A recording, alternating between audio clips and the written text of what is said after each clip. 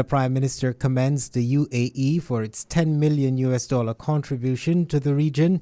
Economic growth in the Caribbean hampered by high unemployment among young people, and Oxfam deputy quits over Haiti sex claims.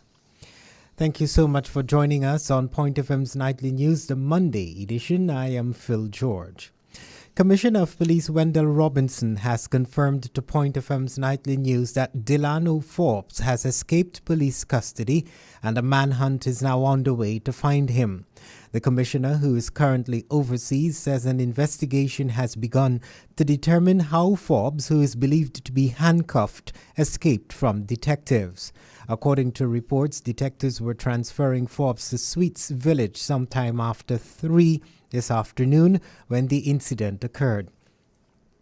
The 23-year-old is being dubbed as a serial killer. He is facing charges of murdering Wilfred Bongo Williams, Sean Henry in Pointe, and Lisu Williams on All Saints Road, and may be responsible also for several deaths in the U.S. Virgin Islands. Commissioner Robinson says officers from the CID, along with the K9 unit and Defense Force personnel, are involved in the manhunt this evening. Persons who may know the whereabouts of Delano Forbes are asked to contact the nearest police station. The United Arab Emirates has launched a climate project to aid people displaced by natural disasters and reduce climate change risks around the world. The 2-year initiative will deliver climate initiatives and products that will serve 10 million people worldwide by the year 2020. The joint initiative between the Ministry of Climate Change and Environment and the Ministry of Foreign Affairs and International Cooperation was launched on Sunday to share knowledge on coping with climate change phenomena and promote finance-able climate resilience projects in developing countries. Prime Minister Gaston Brown, who is attending the World Government Summit in Dubai, has commended the UAE for its $10 million contribution to the Caribbean region. According to the Khaleej Times, the $10 million, Barbuda will get a share of $1 million to be used in strengthening the physical infrastructure and providing utilities among vulnerable groups, especially women. Through the UAE's $15 million concession loan, the Prime Minister said Barbuda will install 10 megawatts of solar energy to help build a climate-resilient country. There's a facility from the UAE worth $3.1 million that will also be utilized to install around 1 megawatt of solar energy to help transition Barbuda into a green island. He said authorities expect Barbuda to be a full green island powered by clean energy over the next 2 to 3 years, and the $3.1 million is a good start. During the press conference on the first day of the World Government Summit, Dr. Thani Al-Zayudi, UAE Minister of Climate Change and Environment, said that through an innovative approach, bringing together communications and media experts with scientists, thought leaders and government representatives, the project will create products aimed at both the general public and decision makers. Al-Thani said the project will focus on 3 areas, including gender and youth, extreme weather events, and sustainable solutions. Natural disasters mostly impact women and youth, who are the most vulnerable categories when it comes to climate change, he said. The project will improve engagement and decision-making when it comes to those segments. The number of displaced people reached 23.5 million in 2016, he added, and through the projects, they are aiming to close the gap between international organizations to help send finances in real time. The minister also launched the UAE Climate Resilience Aid Standard that will mark a first for UAE foreign aid. It will engage donors to ensure that all projects and programs actively evaluate how they can prevent humanitarian need for disaster risk. Al-Thani noted today's climate circumstances demand that we plan for the worst and work towards the best. Over the past few years, the UAE has made significant climate investments in 11 Pacific countries, 3 Indian Ocean countries, and 16 more in the Caribbean region. Despite being faced with major challenges, Liat today reaffirmed its commitment to the region. The airline CEO, Julie Reefer Jones, says major difficulties were experienced during last year's hurricanes in the region, but despite the issues, Liat, she says, continues to provide a vital service in connecting the region, noting that the airline has recorded an improvement in the airline's on-time performance in 2017. Jones said the airline recognized that there was a major need to work towards improving on-time performance so passengers could get to their destinations on time. The airline, she noted, recorded on-time performance of 68% in 2017, which was a major improvement over the 2016 figure of 49%. She noted that performance in January 2018 was 81%. It means that today at Liat, most flights are on time, she noted. Jones stated that Liat continues to work towards the industry standard of 85% and it remains one of their highest priorities. The chief executive officer also noted that the airline industry is very challenging and from time to time, and operational issues, especially aircraft technical issues, will occur and may result in delays and cancellations. She indicated that the complex nature of Liat's network presents challenges as aircraft perform several flights daily and any delays can have a knock-on effect in the network. The CEO pointed out that safety is the major priority at Liat, and as such, the airline values getting its crew and passengers to their destinations safely. Mrs. Jones acknowledged the need for improvement in Liat's customer service and communication with passengers when there are delays. She advised that a customer service program is ongoing across the network. The company will this year be continuously training in all areas of the operations so that passengers can receive a great Liat experience from their staff, she stated. The airline is currently working to return flights to pre-hurricane levels in affected territories across the region. The mock election held over a 3-day period last week has been downplayed by the Antigua and Barbuda Labour Party. Conducted by the Free and Fair Election League, the mock election has been undertaken in the past to, as the organizers have described it, test the pulse of the people. But Government Minister and member of the ABLP, the Honorable Melford Nicholas, says the unscientific poll is of no interest to the ABLP as it does not give a true reflection of the mind of the nation.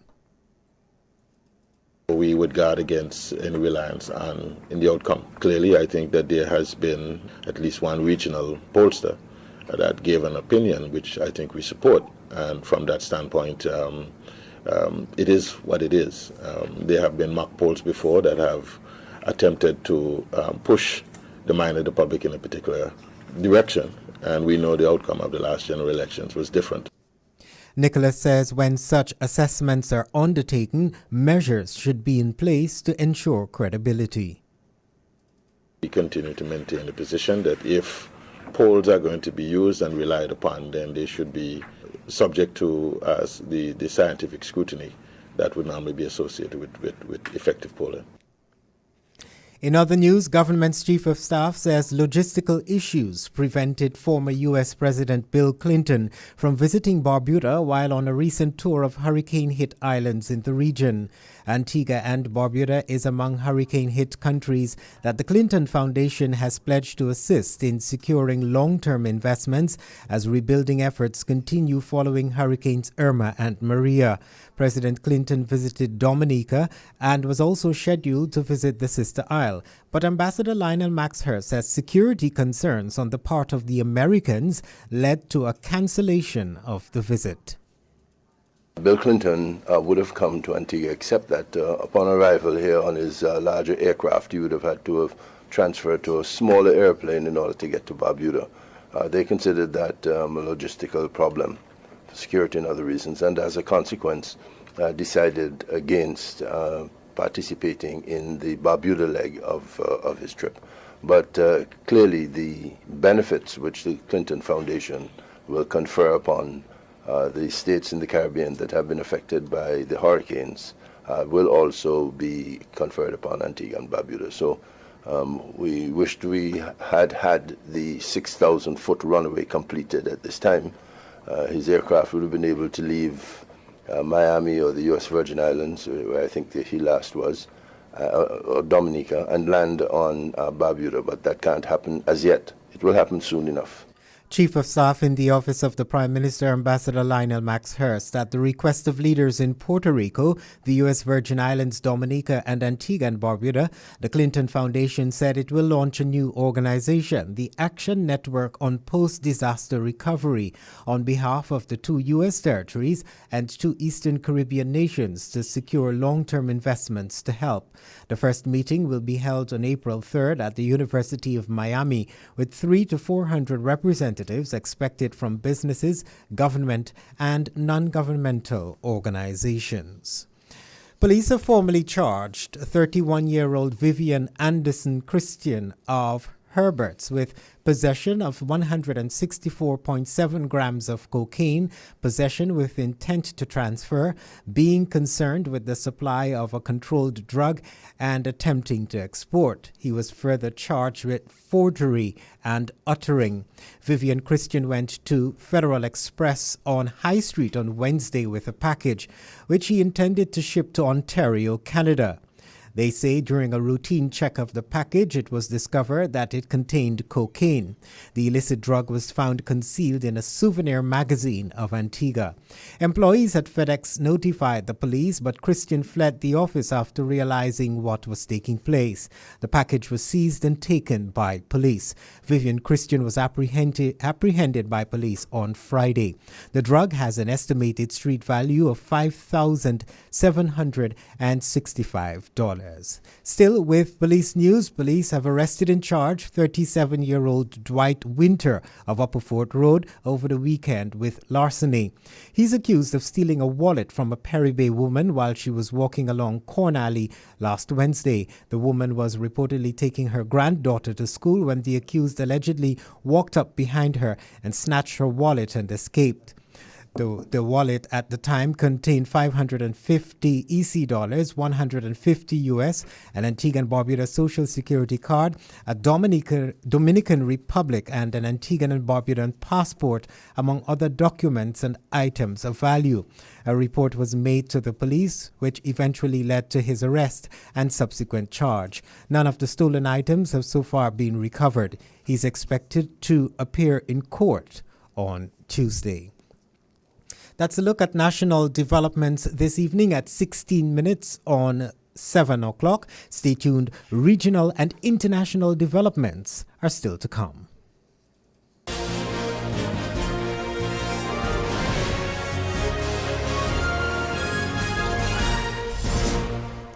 We thank you so much for staying with us on Point FM's Nightly News for Monday, the 12th day of February 2018. If you're just joining us, a manhunt is on this evening after a 23-year-old described as a serial killer escapes police custody, and the Prime Minister commends the UAE for its $10 million contribution to the Caribbean region. Turning now to developments on the international scene. Economic growth in the Caribbean is being hampered by high unemployment among young people, regarded as the highest in the world, and crime, according to an IMF blog, a forum for the views of the International Monetary Fund, staff and officials on pressing economic and policy issues. In its chart of the week, the IMF blog noted that the 2008 global financial crisis had an especially strong effect on the unemployment rate for those between the ages of 15 and 24, which jumped on average by 5 percentage points between 2007 and 2013, from 21% to 26%. In some countries, for example, the Bahamas, Barbados, and Jamaica, youth unemployment rates are nearly three times that of those aged 30 and over. The IMF blog noted that the difficult job market has led to an increase in crime in many of the islands. In several Caribbean countries, crime has risen sharply since 2004, and murder rates are now among the highest in the world. More specifically, violent crime in the Caribbean is significantly higher than in any other region, with 6.8% of the population affected versus a world average of 4.5%, according to a recent IMF book, Unleashing Growth and Strengthening Resilience in the Caribbean, the IMF blog added. It said that about 40% of the Caribbean population identifies crime and security-related issues as the biggest problem facing their countries, even more than poverty or inequality. According to the 2012 United Nations Caribbean Human Development Report, young people are both the primary victims and perpetrators of crime in the region. Victims of violent crime are mainly between the ages of 18 to 30 and from lower levels of income, while 80% of prosecuted crimes were committed by people aged 17 to 29 years. The IMF blog argued that efforts to fight crime will require an integrated solution. The Jamaica Senate has approved legislation that will absolve certain national heroes from criminal liability in specified events. The national heroes and other freedom fighters Absolution from Criminal Liability in Respect of Specified Acts Act 2017 was passed with minor amendments on Friday, with government and opposition legislators united in a rare show of unity. The bill will now be sent back to the lower house for consideration of the amendments. Culture, Gender, Entertainment and Sports Minister Olivia Grange, who piloted the bill in the House of Representatives, said it aimed to absolve national heroes including Sam Sharp, George William Gordon, Paul Bogle and Marcus Garvey, as well as their supporters, sympathizers and participants by association and other freedom fighters from criminal liability arising from their participation in acts of liberation with moral justification.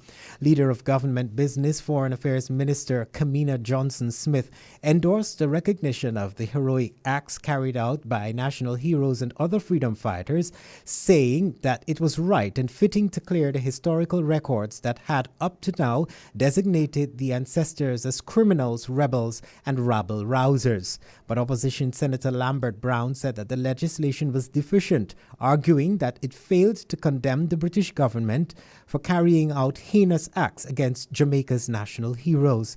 He said that if it were not made clear in the bill that Jamaica's national heroes were exercising their inalienable right to stand against repression, he could not support the proposed statute. Brown said that Jamaica's national heroes have been absolved by Jamaicans in their songs and poetry, noting they adore them, they respect them, they revere them, they are national heroes. He later read into the records of Parliament a letter from Gordon to his wife detailing his innocence of the charges brought against him by the then colonial rulers. The police has thwarted the threat to disrupt Carnival 2018 celebrations, according to Trinidad and Tobago's National Security Minister Edmund Dillon and Acting Police Commissioner Stephen Williams. Both men were addressing the media at a brief, the third in as many days, on the alleged threat to disrupt Carnival celebrations. The briefing was held at the Ministry of National Security at Temple Court on Abercrombie Street, Port of Spain, yesterday. Williams said another man was arrested, bringing the total of detainees to 8. Williams said they have done all they can to avert any threat to the Carnival celebrations so people can feel assured that Carnival will have all the necessary safety and support of the Trinidad and Tobago Police Service and the Trinidad and Tobago Defense Force. Dillon echoed the same sentiment, saying that he was confident that the threat was averted through the quick work of the police. He also commended them on their proactive approach to the intelligence gathering. Other than the two men's assurance that the alleged threat was averted and that 8 men were arrested, the media were not told much else. When asked about the nature of the alleged threat, Williams would only say it was related to criminal acts which involved violence against visitors and citizens. He did not say what charges would be laid against the 8 men in police custody, but that he was involved in the investigations. Both men also said no foreign agency was involved in the unearthing of the alleged threat or the efforts to prevent it.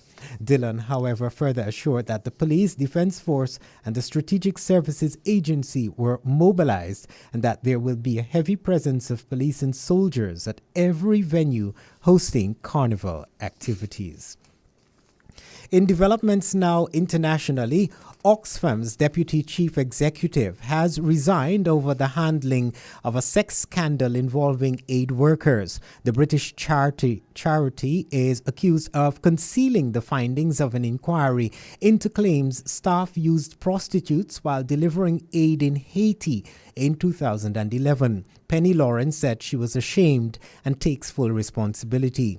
The Charity Commission has launched a statutory inquiry into Oxfam, which denies a cover-up, but details of its scope have not yet been released. The watchdog says it has concerns the charity may not have fully and frankly disclosed everything it knew about the claims.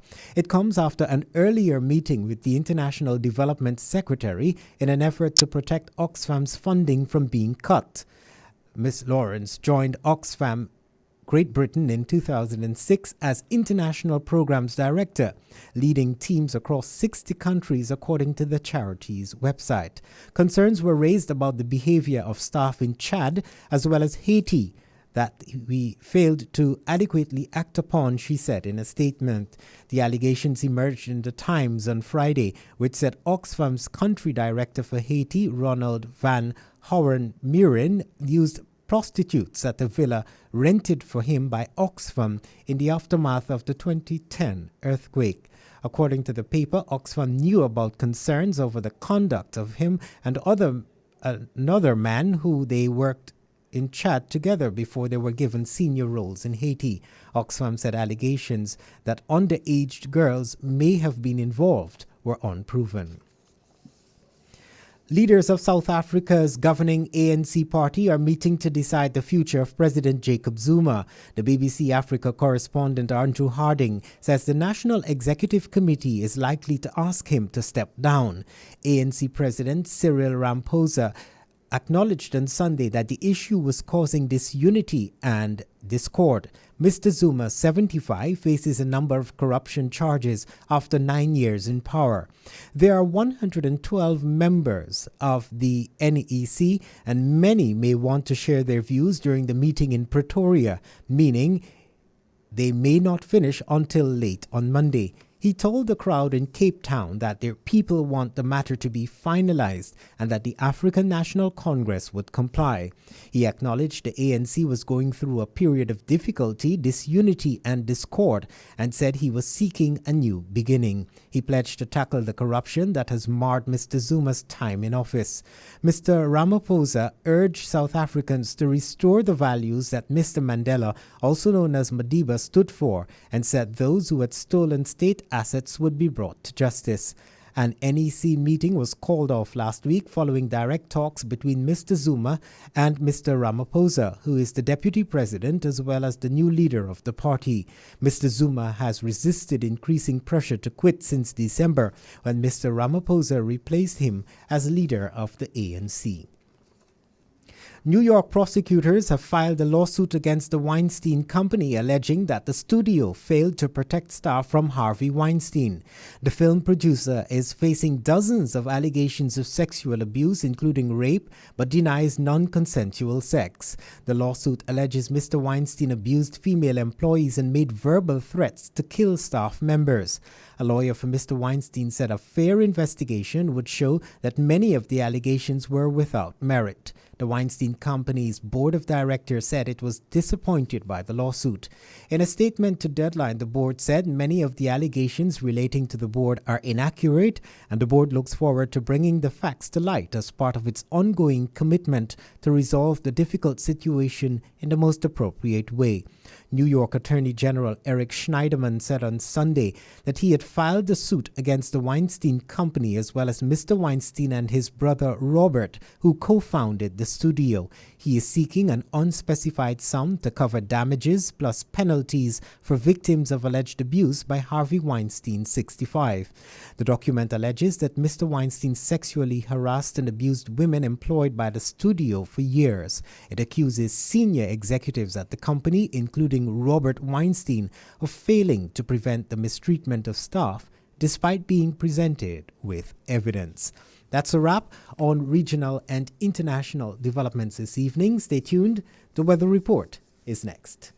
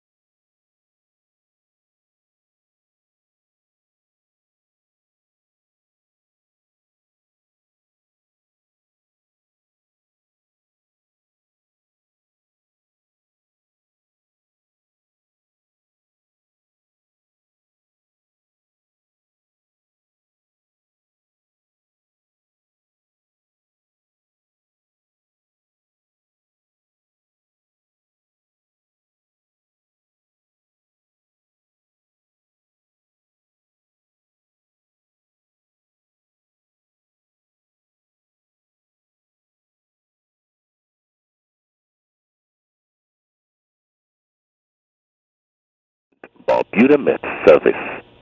Please enter a mailbox.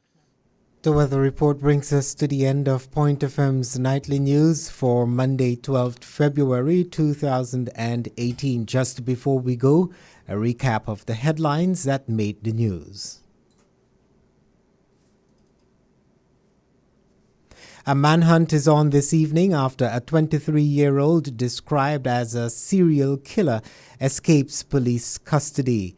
Delano Forbes is on the run and police is asking anyone with information to contact the nearest police station.